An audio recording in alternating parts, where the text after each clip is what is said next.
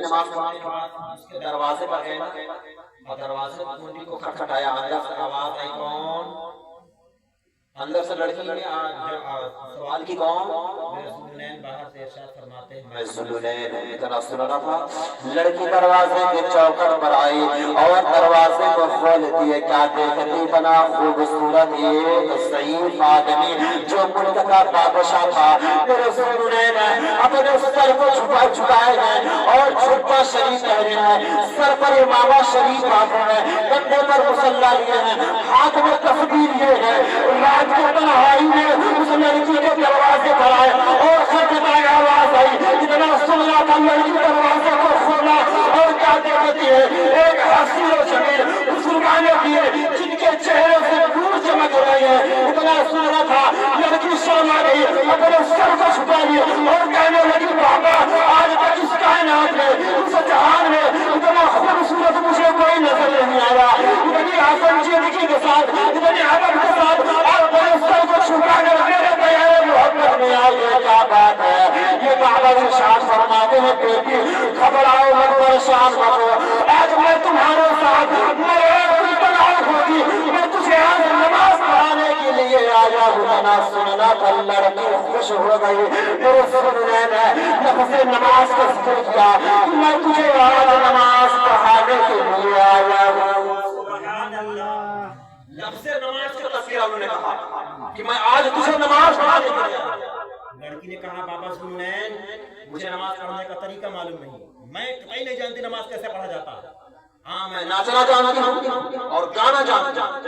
کیا آواز تھی اس کی، اتنی اچھی انداز میں لڑکی ناچا کرتی، لیکن ذوالنین نے بگڑے لوگوں کو اچھے راستے بلایا کرتا، وہ ملک کے بادشاہ جو لوگ ایک دم خراب راستے پر چلا جاتے نا، وہ ذوالنین انہیں سدھارنے کی کوشش کیا کرتا۔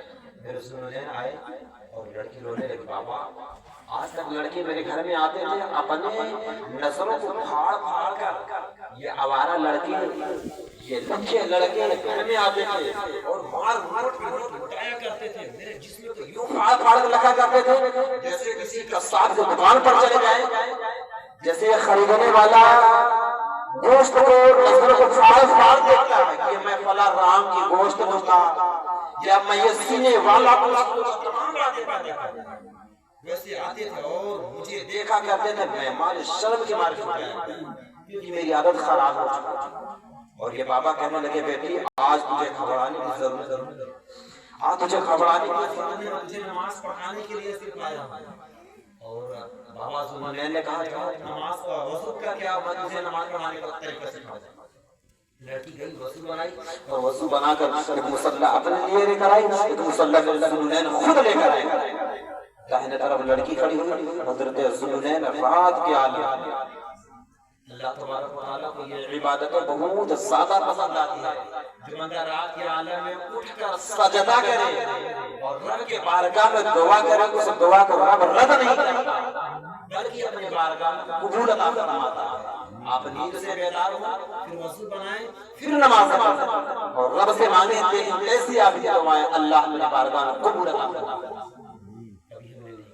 کبھی اس کے قریب نہیں گیا، بالکل نہیں گیا، لیکن میرے ذوالنین جب اس لڑکی کو اپنے بغل جوڑا کیا اور نماز کی نیت کی ہے، ثنا پڑھتے ہیں، الحمدللہ شریف پڑھتے ہیں اور آیتیں ملاتے ہیں اور ملانے کے بعد جیسے رکوع میں گئے، رکوع میں جانے کے بعد اٹھتے ہیں، پھر سجدے میں گئے، سجدے میں جانے کے بعد میرے ذوالنین رویا کرتے ہیں، رب سے کہتے ہیں میرے مولا یہ ناچنے والی لڑکی میرے ٹانگیں بدل گئے، اسے خسلا کرے سجدے پر لانا یہ میری ذمہ داری تھی، اب یہاں سے پچھڑانا یہ میرے کرم کی ذمہ داری ہے۔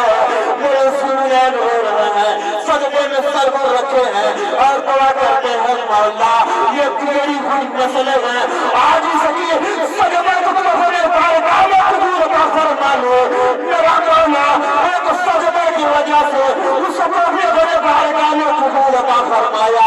میرے ذوالنین اپنے سر کو اٹھاتے ہیں، سلام پھیرتے ہیں، نماز پڑھنے کے بعد کہتے ہیں جو بغل میں لڑکی جو غائب ہو چکی میرے ذوالنین ابھی تک میں اسے سجدہ کرایا تھا وہ لڑکی اب کہاں چلی گئی؟ میرے ذوالنورین دروازے سے باہر آئے، کیا دیکھتے گئے؟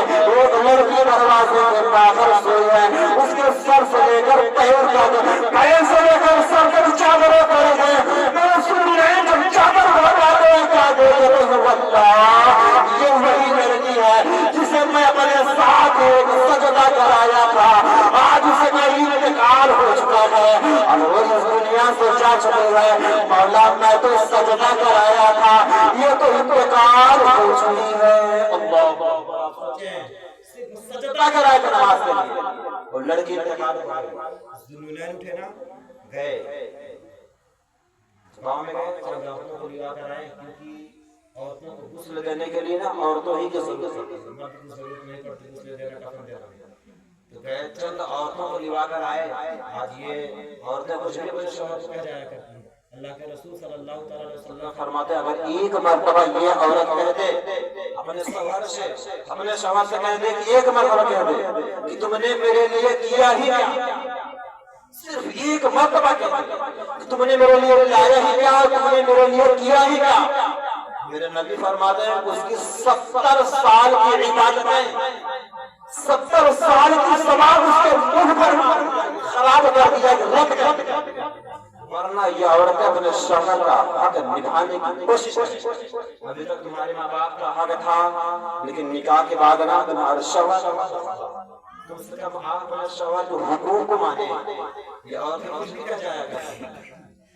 اور ذوالنورین گئے چند عورتوں کو لوا کر آئے اور اسی جگہ پر لوا کر آتے ہیں جہاں پر وہ لڑکی سوئی تھی، کیا دیکھتے ہیں وہ لڑکی غائب ہو چکی ہے اور وہاں پر لڑکی کا بالکل نہیں۔ حضرت ذوالنورین پریشان ہو گئے اور حیرت زدہ ہو گئے، یار یہ تو لڑکی ہی تھی، کہاں چلی گئی؟ اور ذوالنورین پھر چلے گئے اپنے گھر اور جیسے سوتے ہیں ہلکی سی نیند آئی اور خواب میں کیا دیکھتے ہیں؟ آقا ذوالنورین جب اپنے گھر میں گئے اور خواب میں کیا دیکھتے ہیں؟ یہ وہی فلا لڑکی ہے جس کو میں سجدہ کرایا تھا، یہ جنت کی تفریح کر رہی ہے، جنت میں سیر کر رہی ہے، جنت میں گھوم رہی ہے۔ میرے ذوالنورین ارشاد